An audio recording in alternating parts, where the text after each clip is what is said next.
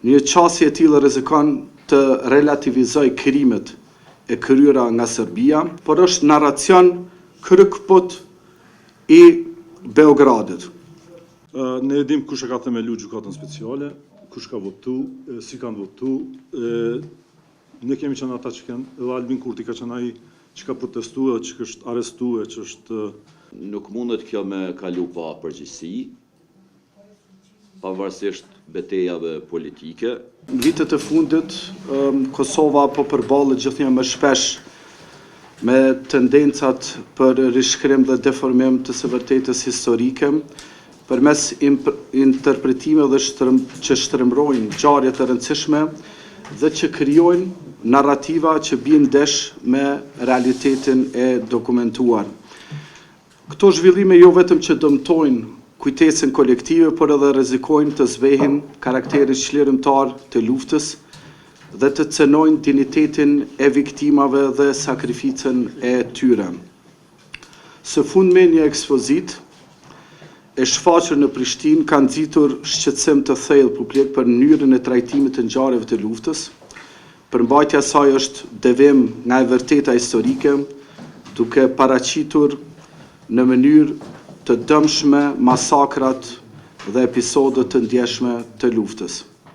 Një qasje e tillë rrezikon të relativizoj krimet e kryera nga Serbia, të deformoj narracionin historik dhe të lëndoj rënd ndjenjat e familjeve të viktimave. Gjykata speciale e ka dhe qëllimin të kriminalizoj luftën e ushtrisë shërimtare të Kosovës. Elementi të re çfarë fatkeqësisht kemi pa, që në këto vite kur nuk kam besu që do t'i përjetoj, janë disa eksponent edhe mbrana shoqërisë civile, po të afër me qeverinë e Zotit Kurti, po fatkeqësisht edhe ministra dhe si që kemi pa edhe kryeparlamentarja, të cilët financojnë me pare të taksapaguesve një ekspozit e cila fund e kry është narracion jo i viktimave, jo i Kosovës, por është narracion kryqëput i Beogradit. Në të gjithë jemi për mbrojtjen e vlerave të luftës, edhe në këtë aspekt është shumë shqetësuese që zoti Tehrani pellill një ekspozit shoqërinë civile me tendencën e qeverisë ose diçka të tillë. Ne e dim kush e ka themelu gjykatën speciale, kush ka votu, si kanë votu. Ne kemi qenë ata që kanë, edhe Albin Kurti ka qenë ai që ka protestuar, që është arrestuar, që është në kundërshtim të kësaj gjykate edhe padrejtësisë që bëhet Kosovës me këtë gjykatë ose rishkrimit të historisë me këtë gjykatën speciale. Nuk mundet kjo me kalu pa përgjegjësi, pavarësisht betejave politike.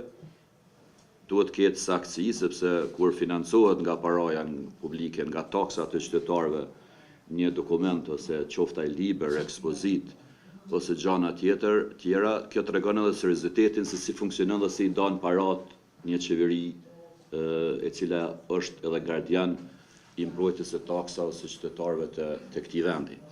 Tash nëse me lehtësi dikush financon lloj-lloj dokumenti ose lloj-lloj libri ose lloj-lloj ekspozite ku dikush mund të ushqejë narracionin e të pavërtetës ose narracionin e deformimit të asaj siç është tentuar nga Serbia në vazhdimsi të paraqes shqiptarët si agresor dhe jo si viktim, kjo është tepër e padrejtë, është e patilerueshme edhe duhet jetë e dënueshme.